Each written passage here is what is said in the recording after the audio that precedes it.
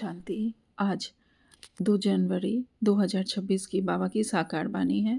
बाबा कहते हैं, मीठे बच्चे, तुम्हें आपस में बहुत बहुत रूहानी स्नेह से रहना है, कभी भी मतभेद में नहीं आना है। आज का प्रश्न है, हर एक ब्राह्मण बच्चे को अपनी दिल से कौन सी बात पूछनी चाहिए? उत्तर में बाबा कहते हैं, अपनी दिल से पूछो, मैं ईश्वर की दिल पर चढ़ा हुआ हूँ। हम ब्राह्मण बच्चों को अपने दिल से क्या पूछना है, कौन सी चेकिंग करनी है और हमें स्वयं को चेंज करना है। बाबा ने कुछ पॉइंट्स बताए हैं, 5 पॉइंट्स में बताए हैं कि इन पे हम खुद को चेक कर सकते हैं। पहले पॉइंट में बाबा कहते हैं, क्या मैं बाबा के दिल पर चढ़ा हुआ हूँ? दूसरी पॉइंट में, मेरे में दैवी गुणों की धारणा कहाँ तक है? तीसरा, मैं ब्राह्मण ईश्वरीय सर्विस में बाधा तो नहीं डालता हूँ? चौथा पॉइंट, सदा छीरखंड रहता हूँ, आपसी हमारी आपस में एक मत है। पांचवा पॉइंट में बाबा कहते हैं, मैं सदा श्रीमत का पालन करता हूँ। तो इन पॉइंट्स पे हमें स्वयं को चेक करना है और कुछ भी कमी है तो हमें चेंज करना है। आज का गीत है भोलेनाथ से निराला। ओम शांति। तुम बच्चे हो रूहानी संप्रदाय, आगे थे आसुरी संप्रदाय। आसुरी संप्रदाय को यह पता नहीं है कि भोलेनाथ किसको कहा जाता है। यह भी नहीं जानते कि शिव शंकर अलग अलग हैं। यह शंकर देवता है, शिव बाप है, कुछ भी नहीं जानते हैं। अब तुम हो ईश्वरीय संप्रदाय अथवा ईश्वरीय फैमिली, वह है आसुरी फैमिली रावण की। कितना फर्क है। अभी तुम ईश्वरीय फैमिली में ईश्वर द्वारा सीख रहे हो कि एक दो में रूहानी प्यार कैसा होना चाहिए। एक दो में ब्राह्मण कुल में यह रूहानी प्यार यहाँ से भरना है। जिनका पूरा प्यार नहीं होगा तो पूरा पद नहीं पाएंगे। वह तो है ही एक धर्म। वहाँ पे सतयुग में तो एक ही धर्म है, एक राज्य है, आपस में कोई झगड़ा नहीं होता। यहाँ तो रजाई है नहीं। ब्राह्मणों में भी देह अभिमान नहीं होने के कारण मतभेद में आ जाते हैं। ऐसे मतभेद में आने वाले सजाएं खाकर फिर पास होंगे। फिर वहाँ एक धर्म में रहते हैं तो वहाँ शांति रहती है। अब उस तरफ है आसुरी संप्रदाय व आसुरी फैमिली टाइप, यहाँ है ईश्वरीय फैमिली टाइप। भविष्य के लिए दैवी गुण धारण कर रहे हैं। बाप सर्वगुण संपन्न बनाते हैं। सब तो नहीं बनते हैं। जो श्रीमत पर चलते हैं वही विजयमाला के दाना बनते हैं। जो नहीं बनेंगे तो प्रजा में आ जाएंगे। वहाँ तो डीटी गवर्नमेंट है। 100% प्योरिटी, पीस, प्रॉस्पेरिटी रहती है। इस ब्राह्मण कुल में अभी दैवी गुण धारण करने हैं। कोई तो अच्छी रीति दैवी गुण धारण करते, दूसरों को भी कराते रहते हैं। ईश्वरीय कुल का आपस में रूहानी स्नेह भी तब होगा जब देही अभिमानी होंगे। इसलिए पुरुषार्थ करते रहते हैं। अंत में सबकी अवस्था एक रस एक जैसी तो नहीं हो सकती है। फिर सजाएं खाकर पदभ्रष्ट हो पड़ेंगे। बाबा कहते हैं, कम पद पालेंगे। ब्राह्मणों में भी अगर कोई आपस में छीरखंड होकर नहीं रहते, आपस में लून पानी हो रहते हैं, दैवी गुण धारण नहीं करते हैं, तो ऊंच पद कैसे पा सकेंगे? लून पानी होने के कारण कहाँ ईश्वरीय से सर्विस में बाधा डालते रहते हैं, जिसका नतीजा क्या होता है? वह इतना ऊंच पद नहीं पा सकते। एक तरफ पुरुषार्थ करते हैं छीरखंड होने का, दूसरी तरफ माया लून पानी बना देती है, जिस कारण सर्विस बदले डिसर्विस करते हैं। बाप बैठ समझाते हैं, तुम हो ईश्वरीय फैमिली, ईश्वर के साथ रहते भी हो। कोई साथ रहते हैं, कोई दूसरे दूसरे गांव में रहते हैं, परंतु हो तो इकट्ठे। हम सब ईश्वरीय फैमिली के बच्चे भले कहीं भी दूर दूर रहते हैं, लेकिन है तो एक परिवार के। इस ईश्वरीय फैमिली के हम सब सदस्य हैं। बाबा कहते हैं, परंतु हो तो इकट्ठे ना। बाप भी भारत में आते हैं। मनुष्य यह नहीं जानते शिव बाबा कब आते हैं, क्या करते हैं, आकर क्या करते हैं। तुमको बाप द्वारा अभी परिचय मिला है। रचता और रचना के आदि मध्य अंत को अब तुम जानते हो। दुनिया को पता नहीं। कि यह चक्र कैसे फिरता है। अभी कौन-सा समय है, बिल्कुल घोर अंधियारे में है। तुम बच्चों को रचता बाप ने आकर सारा समाचार सुनाया है, साथ-साथ समझाते हैं कि हे शालिग्रामों, मुझे याद करो। यह शिव बाबा कहते हैं, अपने बच्चों को तुम पावन बनने चाहते हो ना, पुकारते आए हैं, अभी मैं आया हूँ। शिव बाबा आते ही हैं भारत को फिर शिवालय बनाने। रावण ने वैश्यालय बनाया है, खुद ही गाते हैं कि हम पतित विशस हैं। भारत सतयुग में संपूर्ण निर्विकारी था। निर्विकारी देवताओं को विकारी मनुष्य पूजते हैं। निर्विकारी देवताओं को विकारी मनुष्य अर्थात कलयुग में अभी जो भी विकारी मनुष्य हैं वो पूजते हैं। जो हम भी भक्ति में थे तो हम भी पूजते थे। बाबा कहते हैं फिर निर्विकारी ही विकारी बनते हैं। निर्विकारी ही फिर विकारी बनते हैं, यह किसको पता नहीं है। पूज्य तो निर्विकारी थे, फिर पुजारी विकारी बने हैं, तब तो बुलाते हैं, हे पतित पावन आओ, आकर निर्विकारी बनाओ। बाप कहते हैं यह अंतिम जन्म तुम पवित्र बनो। माँ में कम याद करो तो तुम्हारे पाप कट जाएंगे और तुम तमो प्रधान से सतो प्रधान देवता बन जाएंगे। फिर चंद्रवंशी क्षत्रिय फैमिली टाइप में आ जाएंगे। इस समय हो ईश्वरीय फैमिली टाइप, फिर दैवी फैमिली में 21 जन्म रहेंगे। इस ईश्वरीय फैमिली में तुम अंतिम जन्म पास करते हो। इसमें तुमको पुरुषार्थ कर फिर सर्वगुण संपन्न बनना है। तुम पूज्य थे, बरोबर राज्य करते थे, फिर पुजारी बने हो। यह समझाना पड़े ना, भगवान है बाप, हम उनके बच्चे हैं तो फैमिली हुई ना। गाते भी हैं, तुम मात पिता हम बालक तेरे, तो फैमिली ठहरे ना। अब बाप से सुख घनेरे मिलते हैं। बाप कहते हैं तुम हमारी फैमिली बेशक हो, परंतु ड्रामा प्लान अनुसार रावण राज्य में आने के बाद फिर तुम दुख में आते हो तो पुकारते हो। इस समय तुम एक्यूरेट फैमिली हो। फिर तुमको भविष्य 21 जन्म के लिए वर्षा देता हूँ। यह वर्षा फिर दैवी फैमिली में 21 जन्म कायम रहेगा। दैवी फैमिली सतयुग त्रेता तक चलती है। फिर रावण राज्य होने से भूल जाते हैं कि हम दैवी फैमिली के हैं। वाम मार्ग में जाने से आसुरी फैमिली हो जाती है। 63 जन्म सीढ़ी गिरते आए हो। यह सारी नॉलेज तुम्हारी बुद्धि में है, किसको भी तुम समझा सकते हो। असल तुम देवी देवता धर्म के हो। सतयुग के आगे था कलयुग। संगम पर तुमको मनुष्य से देवता बनाया जाता है, बीच में यह है संगम। तुमको ब्राह्मण धर्म से फिर दैवी धर्म में ले जा आते हैं, समझाया जाता है। लक्ष्मी नारायण ने यह राज्य कैसे लिया, उनसे पहले आसुरी राज्य था, समझाया जाता है। लक्ष्मी नारायण ने यह राज्य कैसे लिया है, यह बाबा ही हमें बताते हैं संगम पर आकर। बाबा कहते हैं उनसे पहले आसुरी राज्य था, फिर दैवी राज्य कब और कैसे हुआ। बाप कहते हैं कल्प संगम पर आकर तुमको ब्राह्मण देवता क्षत्रिय धर्म में ले आते हैं। यह है भगवान की फैमिली, सब कहते हैं God father.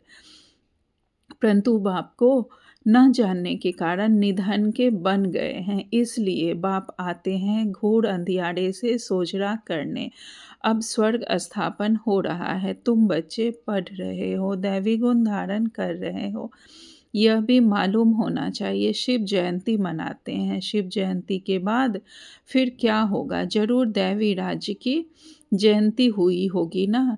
Heavenly God father haven की स्थापना करने हेवन में तो नहीं आएंगे, कहते हैं मैं हेल और हेवन के बीच संगम पर आता हूँ। शिवरात्रि कहते हैं ना, तो रात में मैं आता हूँ। यह तुम बच्चे समझ सकते हो।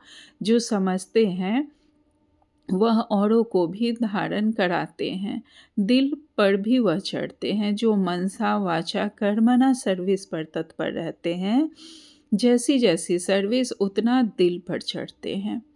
कोई ऑलराउंडर वर्कर्स होते हैं, सब काम सीखना चाहते हैं, खाना पकाना, रोटी पकाना, बर्तन माँजना, यह भी सर्विस है ना। बाप की याद है फर्स्ट, उनकी याद से ही विकर्म विनाश होते हैं। यहाँ का वर्षा मिला हुआ है, वहाँ सर्वगुण संपन्न रहते हैं, यथा राजा रानी तथा प्रजा। दुख की बात नहीं होती, यह इस समय सर्व नर्कवासी हैं। सबकी उतरती कला है, फिर अभी चढ़ती कला होगी। अब हम चढ़ती कला में हैं। जो उधर के हैं लौकिक में हैं, उनके लिए बाबा कहते हैं उतरती कला में। हम सब बाबा के ब्राह्मण बच्चे चढ़ती कला में हैं। बाबा कहते हैं बाप सबको दुख से छुड़ाए सुख में ले जाते हैं, इसलिए बाप को लिबरेटर कहा जाता है। यहाँ तुमको नशा रहता है, हम बाप से वर्षा ले रहे हैं, लायक बन रहे हैं। लायक तो उनको कहेंगे जो औरों को रजाई पद पाने लायक बनाते हैं। यह भी बाबा ने समझाया है। पढ़ने वाले तो बहुत आएंगे, ऐसे नहीं कि सब 84 जन्म लेंगे। जो थोड़ा पढ़ेंगे वह देरी से आएंगे, तो जन्म भी कम होंगे ना। कोई 80, कोई 82, कौन जल्दी आते, कौन पीछे आते। सारा मदार पढ़ाई पर है। साधारण प्रजा पीछे आएगी। उन्हों के 84 जन्म हो न सके, पीछे आते रहते हैं। जो बिल्कुल लास्ट में होगा वह त्रेता अंत में आकर जन्म लेगा, फिर वाम मार्ग में जाते हैं, उतरना शुरू हो जाता है। भारतवासियों ने कैसे 84 जन्म लिए हैं, उनकी यह सीढ़ी है। यह गोला है ड्रामा के रूप में। जो पावन थे वही अब पतित बने हैं, फिर पावन देवता बनते हैं। बाप जब आते हैं तो सबका कल्याण होता है, इसलिए इसको ऑस्पिशियस युग कहा जाता है। बलिहारी बाप की है जो सबका कल्याण करते हैं। सतयुग में सबका कल्याण होता है, कोई दुख नहीं था। यह तो समझाना पड़े कि हम ईश्वरीय फैमिली टाइप के हैं, ईश्वर सबका बाप है। यहाँ ही तुम माता पिता गाते हो, वहाँ तो सिर्फ फादर कहा जाता है। यहाँ तुम बच्चों को माँ बाप मिलते हैं, यहाँ तुम बच्चों को एडॉप्ट किया जाता है। फादर क्रिएटर है तो मदर भी होगी, नहीं तो क्रिएशन कैसे होगी। हेवनली गॉड फादर कैसे हेवन स्थापन करते हैं, यह न भारतवासी जानते हैं न विलायत वाले ही जानते हैं। अभी तुम जानते हो नई दुनिया की स्थापना और पुरानी दुनिया का विनाश तो जरूर संगम पर ही होगा। अभी तुम संगम पर हो। अभी बाप समझाते हैं मामेकम याद करो। आत्मा को याद करना है, परमपिता परमात्मा को। हम आत्माएं याद करती हैं अपने परमपिता परमात्मा को। आत्माएं परमात्मा अलग रहे बहुकाल। सुंदर मेला लग गया जब सतगुरु मिला दलाल। तो बाबा कहते हैं सुंदर मेला कहाँ होगा। सुंदर मेला जरूर यहाँ ही होगा। परमात्मा बाप यहाँ आते हैं, इसको कहा जाता है कल्याणकारी सुंदर मेला। जब परमात्मा आते हैं और सतगुरु ब्रह्मा बाबा के द्वारा हम बच्चों से मिलते हैं। बाबा कहते हैं तब यहाँ कल्याणकारी सुंदर मेला लगता है। जीवन मुक्ति का वर्षा सबको देते हैं, जीवन वन से छूट जाते हैं। शांति धाम तो सब जाएंगे, फिर जब आते हैं तो सतो प्रधान रहते हैं। धर्म स्थापन अर्थ आते हैं नीचे। जब उनकी जनसंख्या बढ़े तब रजाई के लिए पुरुषार्थ करे, जब तक कोई झगड़ा आदि नहीं रहता। सतो प्रधान से रजो में तब आते हैं जब लड़ाई झगड़ा शुरू होता है। पहले सुख फिर दुख। अब बिल्कुल ही दुर्गति को पाए हुए हैं। इस कलयुगी दुनिया का विनाश, फिर सतयुगी दुनिया की स्थापना होनी है। विष्णुपुरी की स्थापना कर रहे हैं ब्रह्मा द्वारा। जो जैसा पुरुषार्थ करते हैं उस अनुसार विष्णुपुरी में आकर प्रारब्ध पाते हैं। यह समझने की बहुत अच्छी अच्छी बातें हैं। इस समय तुम बच्चों को बहुत खुशी होनी चाहिए कि हम ईश्वर से भविष्य 21 जन्म का वर्षा पा रहे हैं। जितना पुरुषार्थ कर अपने को एक्यूरेट बनाएंगे, तुम्हें एक्यूरेट बनना है। घड़ी भी लीवर और सिलेंडर की होती है ना। लीवर बहुत एक्यूरेट होती है। बच्चों में कई एक्यूरेट बन जाते हैं, कई अनएक्यूरेट हो जाते हैं, तो कम पद हो जाता है। पुरुषार्थ करके एक्यूरेट बनना चाहिए। अभी सब एक्यूरेट नहीं चलते। तदवीर कराने वाला तो एक ही बाप है। तकदीर बनाने वाले, तकदीर बनाने के पुरुषार्थ में कमी है, इसलिए पद कम पाते हैं। श्रीमत पर न चलने के कारण, आसुरी गुण न छोड़ने के कारण, योग में न रहने के कारण यह सब होता है। क्या कहते हैं बाबा? श्रीमत पर जो नहीं चलते हैं, जो आसुरी गुण को नहीं छोड़ पाते हैं, जो बाबा के साथ योग में नहीं रहते हैं, योग नहीं लगाते, बाबा कहते हैं योग में नहीं तो फिर जैसे पंडित, अर्थात सुना, राम राम कहा, लेकिन अंदर धारण नहीं किया, तो बाबा कहते हैं योग कम है, इसलिए शिव बाबा तरफ लव नहीं रहता, धारणा भी कम होती है, वह खुशी नहीं रहती, शक्ल ही जैसे मुर्दों मिशल रहती है। तुम्हारे फीचर्स तो सदैव हर्षित रहने चाहिए, जैसे देवताओं के होते हैं। बाप तुमको कितना वर्षा देते हैं। कोई गरीब का बच्चा साहूकार के पास जाए तो उनको कितनी खुशी होगी। तुम बहुत गरीब थे, अब बाप ने एडॉप्ट किया है तो खुशी होनी चाहिए। हम ईश्वरीय संप्रदाय के बने हैं, परंतु तकदीर में नहीं है, तो क्या किया जाए।